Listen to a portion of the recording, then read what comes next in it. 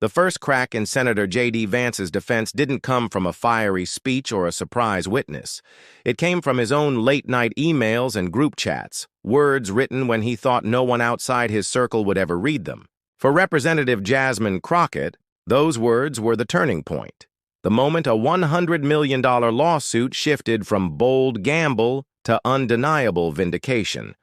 Inside the Dallas federal courthouse, the air was so still you could hear a reporter's pen drop. Reporters filled the benches, supporters pressed against barricades outside, and the weight of the case hung heavy in the air. At the plaintiff's table, Crockett sat upright, composed, her hands folded neatly. Across the aisle, Vance fidgeted, whispering to his attorney, shifting in his seat, the confidence that usually carried him on stage noticeably thinner here. This was never going to be just another partisan clash. The lawsuit, Crockett vs. Vance, wasn't symbolic. It demanded $100 million in damages. The number alone had jolted Washington into paying attention, but it was the evidence that made the case explosive. The feud had started months earlier when Vance accused Crockett on national television of thriving on chaos, not truth. At first, Crockett brushed it aside. But as the accusations piled up, town halls, talk shows, social media, the attacks cut deeper, painting her as dishonest and reckless. Then came the moment that tipped the scales. A retired teacher in Dallas, someone who had known Crockett for years, quietly asked her if the senator's words might be true. That question convinced Crockett the damage was real, and she had to act. Her legal team, led by attorney Raymond Pierce, built the case methodically.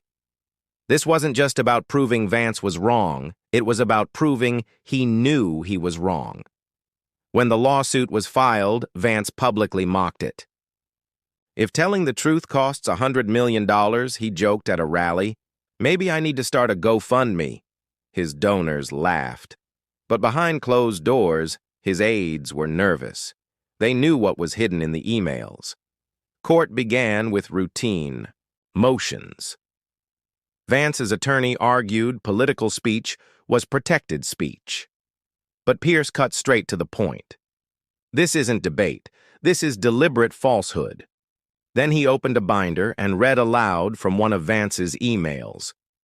If we keep pushing the line that Crockett is dishonest, it'll stick. Doesn't matter if it's airtight. What matters is repetition. The room froze. Reporters gasped. One juror leaned forward, eyebrows raised. The words weren't spin, they were strategy. And they came from Vance himself. But that was just the beginning. Next came the group chats. Projected onto the courtroom screen were Vance's late-night instructions to staff.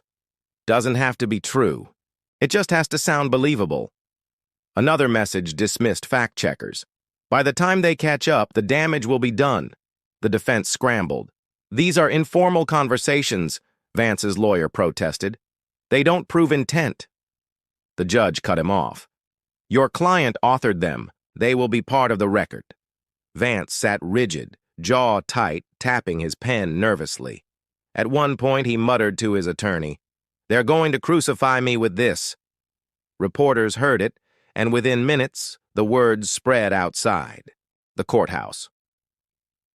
By recess, news networks were already flashing screenshots of the chats across the country.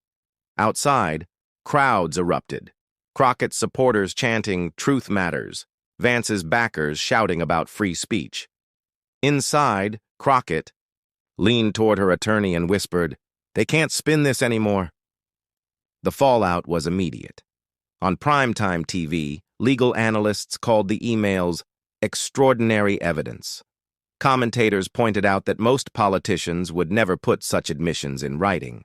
On social media, hashtags like "Truth on Trial" and "Crockett vs. Vance" trended nationwide. Memes mocked Vance with his own words. Doesn't have to be true.